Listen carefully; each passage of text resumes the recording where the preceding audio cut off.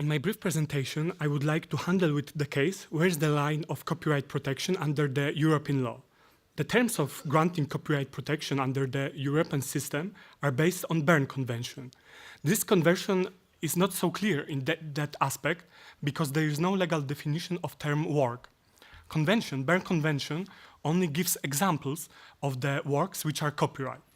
Therefore, these terms are subject of a frequent judicial control, in particular legal system, as well in European system. In my opinion, cases where someone wants to have a grant a copyright protection and even highest court in particular country is not sure about fulfilling about the terms of such protection are very crucial to observe, because on such landmark cases we can see where courts draw the line of copyright protection. Therefore, it is very important to keep up with the sentences of European Court of Justice, which may have an impact on particular country regime in way why we give protection to one work and why not to the other. One of such cases which may be a landmark cases and may have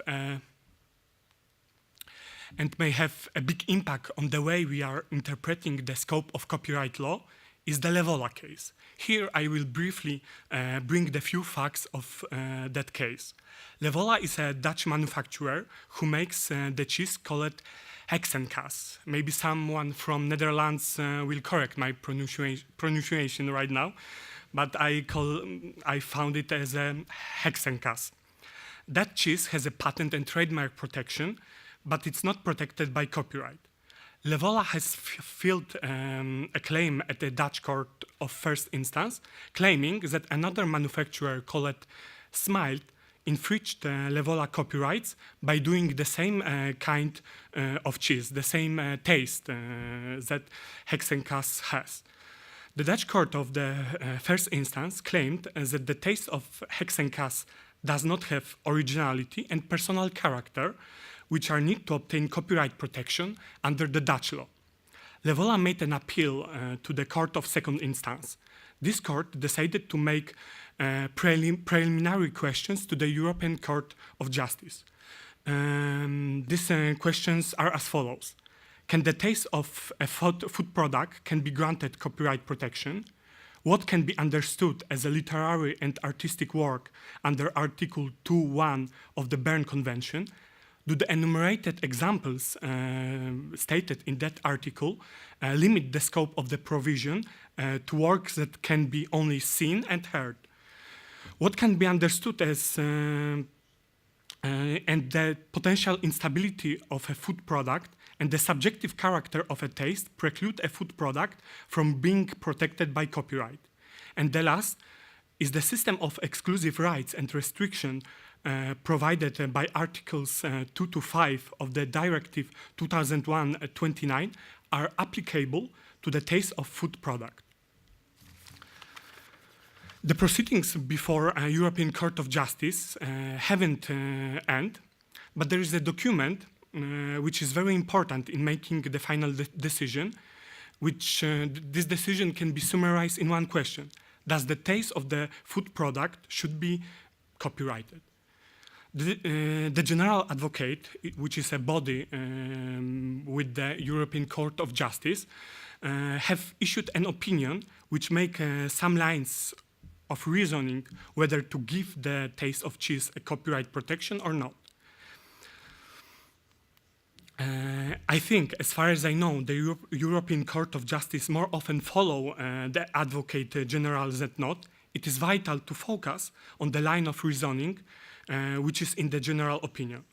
First of all, Advocate General admits that under European Union law, European system, there is no definition of work. However, there are some rules which have made by sentences of European Court of Justice, which can be summarized as follows. There must be a work, and this work must have a stamp of originality, but as a general advocate observed, fact that some work has a stamp of originality does not lead automatically to conclusions that this work is under protection under Berne Convention itself. Also, the general advocates found that category of taste in general cannot be linked with any of examples of works which are mentioned in Berne Convention.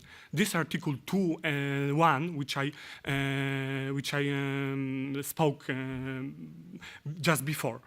General advocate states that although the process of creation of taste product of particular food requires a big means in the production process, however, this cannot give the copyright protection because there is a general rule that a process or recipe cannot be subject to a copyright. Only its expression, the concrete form in which that product is materialized, it can be copyrighted.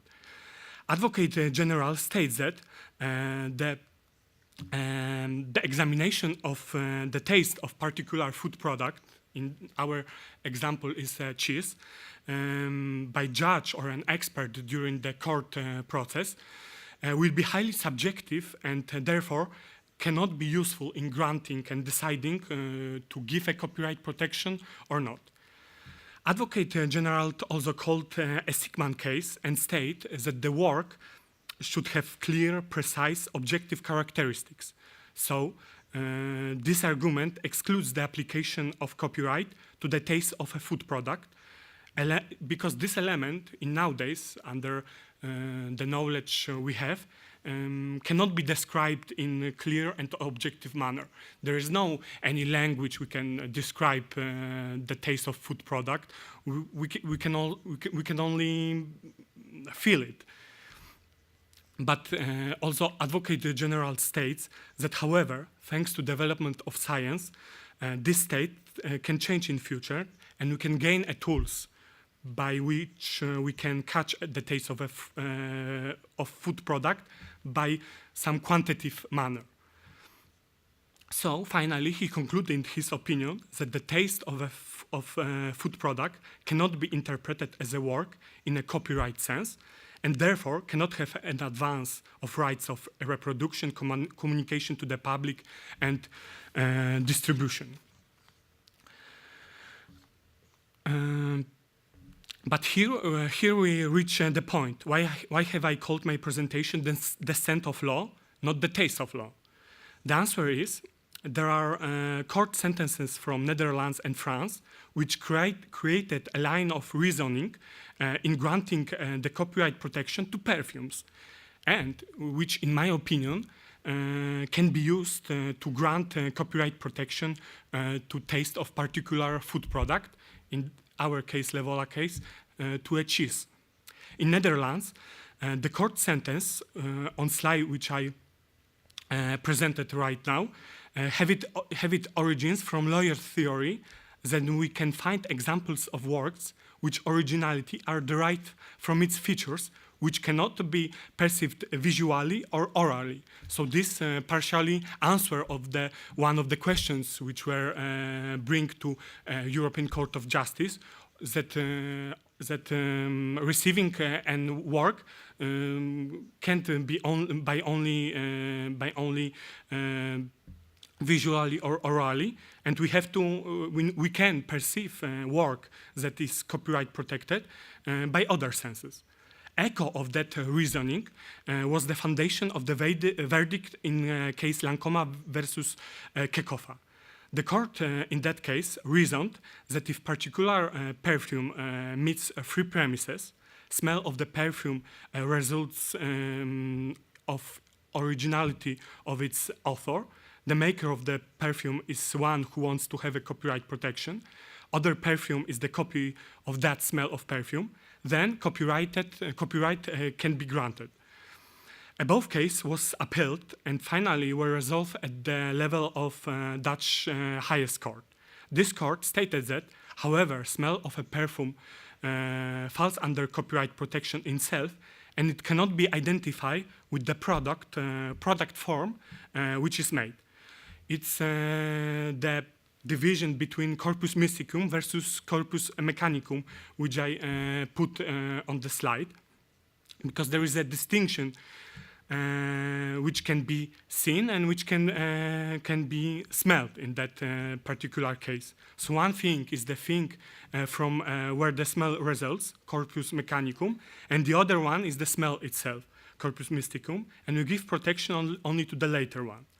In my opinion, there's no obstacles to use a both test and corpus mechanicum, corpus mysticum theory to taste of food product. Maybe European Court of Justice should apply this theory on the ground of Livola case. On the French ground, however, there are many cases connected to grant copyright protection to perfumes. However, the tendency at a lower instance in that country was to give copyright protection in the cases I mentioned on the slide.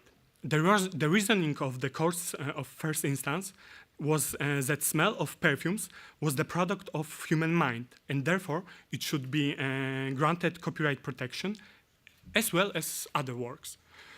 But higher instance refused to give it. The common opinion is that perfumes are not copyright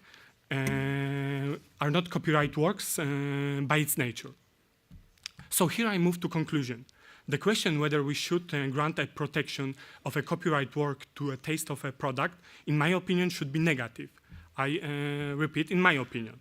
I accept the reasoning of Advocate General in Livola case, because in my opinion, giving the copyright protection to smell of food product leave a too big space of uncertainty in the area of copyright protection.